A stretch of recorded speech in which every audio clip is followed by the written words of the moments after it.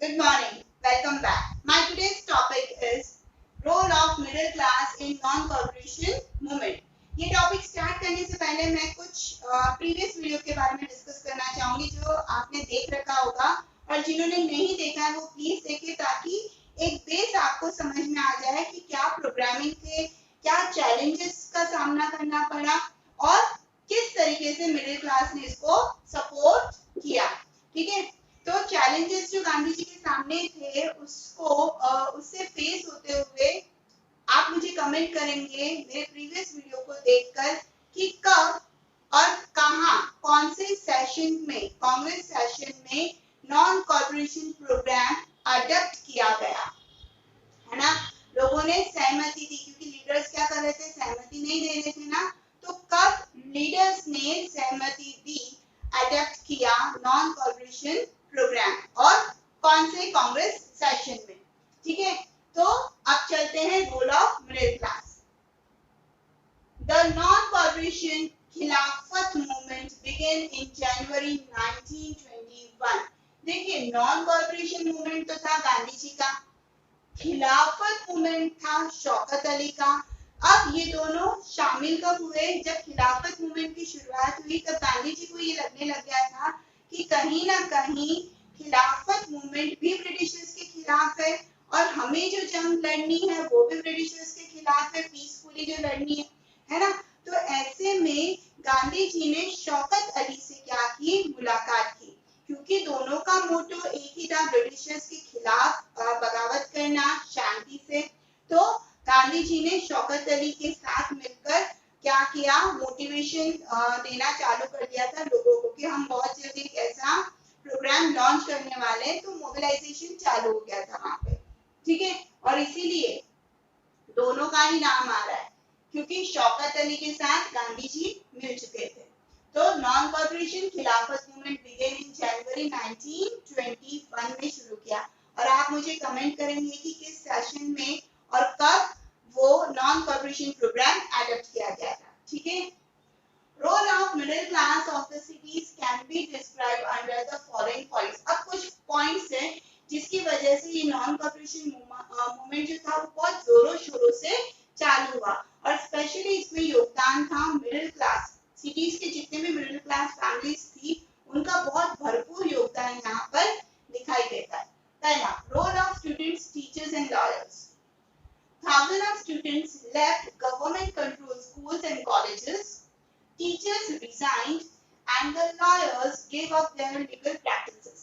हुआ ये कि बहुत सारे स्टूडेंट ने क्या किया कि जितने जो गवर्नमेंट कंट्रोल स्कूल में पढ़ रहे थे, कॉलेजेस में पढ़ रहे थे, उन्होंने वो छोड़ दिया, वो स्कूल और वो कॉलेज क्या किया, छोड़ दिया।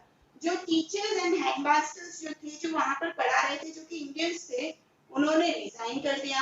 और कोर्ट के अंदर जो लॉयर्स थे उन्होंने अपनी प्रैक्टिसेस छोड़ दी, लीगल प्रैक्टिसेस क्या करी, छोड़ दी। First point clear. Second, boycott of council elections. Gandhi ji ने बॉयकॉट करने के लिए भी बोला था कि इलेक्शंस जो हो रहे हैं काउंसिल के, लेजिस्लेटिव काउंसिल के, उसको बॉयकॉट करिए। तो यहाँ पर बहुत सारे प्रोविंसेस के अंदर क्या हुआ, बॉयकॉट किया गया। The council elections were boycotted in most provinces except Madras और ब्रैकेट में मैंने दिया Justice Party। क्या बोला जा रहा है, क्या ये पॉइंट क्या शो कर रहा है कि कुछ काउंसिल इलेक्शंस जो कुछ बहुत सारे एरियाज में जो हुए थे उनको बॉयकॉट कर दिया गया कि अब हम इन इलेक्शन में पार्टिसिपेट नहीं करेंगे। बट मद्रास की जो जस्टिस पार्टी थी, जो नॉन ब्राह्मण पार्टी थी, उनको ये लगता था कि ये जो इलेक्शन है ये पावर गेन करने के लिए है ना। और अगर हमने ये छोड़ दिया तो हम पावर गेन नहीं कर पाएंगे। आपको पता है ना मिनिस्टर के हाथ में कितनी पावर होती है। तो इस वजह से मद्रास की जस्टिस पार्टी ने इसको बॉयकॉट नहीं किया था, ये याद रखिएगा। Boycott of foreign goods. Foreign goods were boycotted. जितना भी फॉरेन गुड था, है ना, माल था जो बाहर से आ रहा था, उसको बॉयकॉट किया गया। Liquor shops picketed.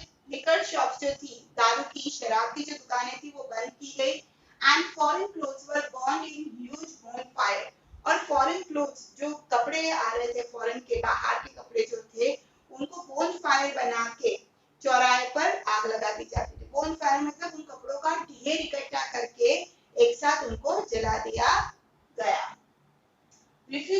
trade in foreign goods. In many places, merchants and traders refuse to trade or finance in foreign goods. अब क्या हुआ, अब foreign goods आ भी रहा है, बट अगर यहाँ के इंडियन मर्चेंट उसको खरीदे ही ना, जो कि वो आगे बेचने वाले हैं, तो वो माल वैसा खरीदेंगे ही नहीं, तो क्या करेगा वो बाहर से गुड लाकर, है ना।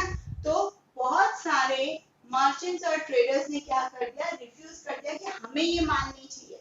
जैसे बेस्ट एग्जांपल मैं आपको समझाऊं इसका, तो कि चाइना का माल, है ना, कि बहुत सारे जनों ने रिफ्यूज कर दिया कि अब हम चाइना का माल ना तो खरीदेंगे और ना ही बेचेंगे। तो इस तरीके से बहुत सारे मर्चेंट और ट्रेडर ने क्या कर दिया, रिफ्यूज कर दिया कि ना तो हम फॉरेन गुड्स खरीदेंगे और ना ही बेचेंगे, ठीक है। और उन्होंने फाइनेंस भी पूरी तरीके से बंद कर दिया फॉरेन गुड्स के अंदर। Discarding imported clothes. People began discarding imported clothes and wearing only Indian ones, जो कि इंडियन टेक्सटाइल में बना हुआ होगा, जैसे कि खादी, ठीक है। अब लोगों ने क्या किया, डिस्कार्ड करना चालू कर दिया कि आज के बाद हम इंपोर्टेड क्लोथ्स वेयर नहीं करेंगे, हम हमारा देसी कपड़ा ही पहनेंगे जो हमारे देश के अंदर बनता है। तो ये कुछ पॉइंट्स हैं जो कि मिडिल क्लास फैमिली के द्वारा अडॉप्ट किए गए थे जब गांधी जी ने नॉन कॉर्पोरेशन मूवमेंट की शुरुआत करी थी। अब यहाँ से लेकर यहाँ तक इस आंसर का एक क्वेश्चन क्या है, क्वेश्चन बन रहा है, discuss the role of middle class of the cities in non-corporation movement launched by Gandhi ji. जब कभी भी ये क्वेश्चन आएगा आपको आंसर यही लिखना है। I repeat, discuss the role of middle class of the cities in non-corporation movement launched by Gandhi ji. जब ये क्वेश्चन आता है तो आपको यही आंसर लिखना है। आई होप वीडियो क्लियर हो गया होगा। अगर अच्छा लगे तो कमेंट करिए, अगर डाउट है तो भी कमेंट करिए, लाइक करिए, शेयर करिए, सब्सक्राइब करिए और पढ़ते रहिए सोशल